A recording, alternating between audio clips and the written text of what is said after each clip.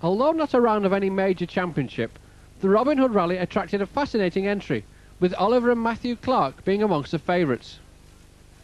They were driving identical self-prepared Escort Cosworths, and only rivalling them for attention pre-rally was the first ever sighting in this country of a rally-prepared Mitsubishi Lancer Evo 4 for Brian Bell to drive.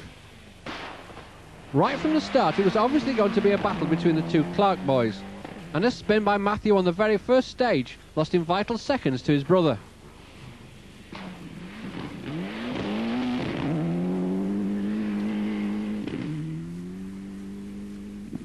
After that, despite cleaning 2 of the next 4 stages and being fastest overall on stage 8, he remained a tantalising 2 seconds behind his brother as the crews reached the final service.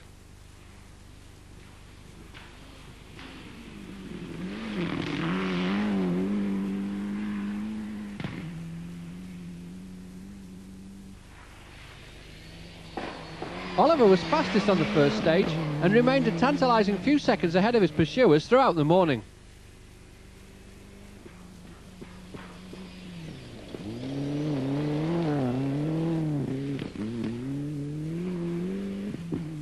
Oliver has not been rallying long and has shown flashes of raw speed in the past, speed which unfortunately has seen him fly off the road from time to time, so this was going to be a real test of his temperament.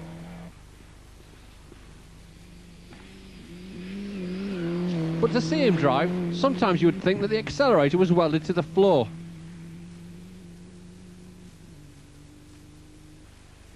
Challenging the Clark boys hard though was Nick Gelsthorpe and his Sierra Cosworth.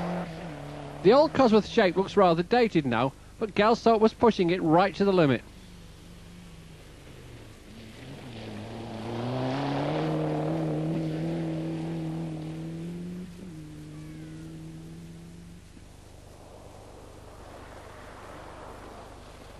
In fact, he was almost over the limit at times in his attempts to match the Escort Cosworths running ahead of him.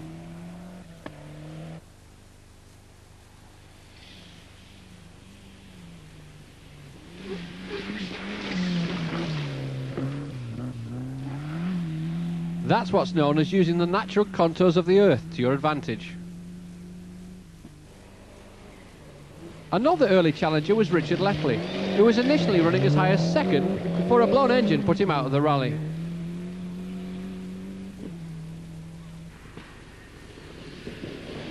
Donovan Jenkins had, like Matthew Clark, spun on the first stage, but he recovered well to be lying in 4th going into the final stages.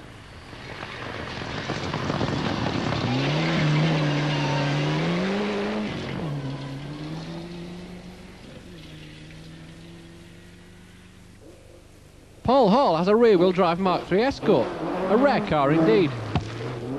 But all the better to hurl rocks at our cameraman. Stuart White is running a very unusual Opel Manta. Unusual because it seems to have been put together using the body panels from several different cars, and his driving was just as colourful.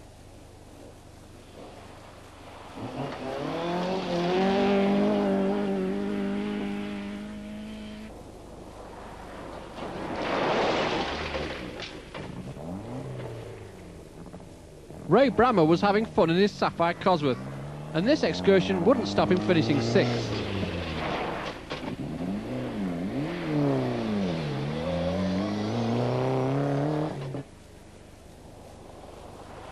Steve Grundy was to go off here on Clipstone as well, in his multicoloured Escort Cosworth.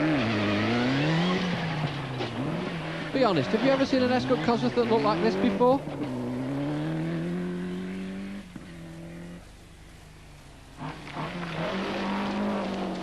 Craig Dykes was going very well in his Sunbeam Lotus and entertaining the crowds to some spectacular driving.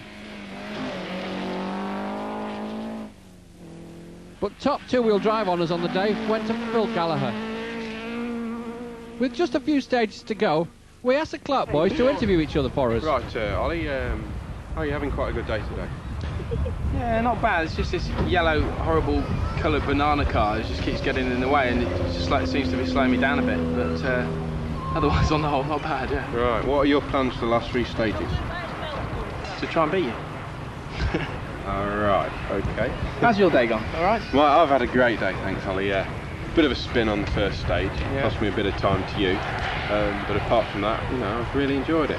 It's good fun racing with you. But the fun soon stopped for Matthew as he overshot a split in Clipstone and along with 7 other drivers was disqualified from the rally, ruining what otherwise had been a superb day for the Clark family. Oliver was thus left with a surprisingly large victory margin of a minute. This was his first ever rally win, and it will be interesting to see where he goes from here. Nick Gelsop moved into second following Matthew Clark's exclusion,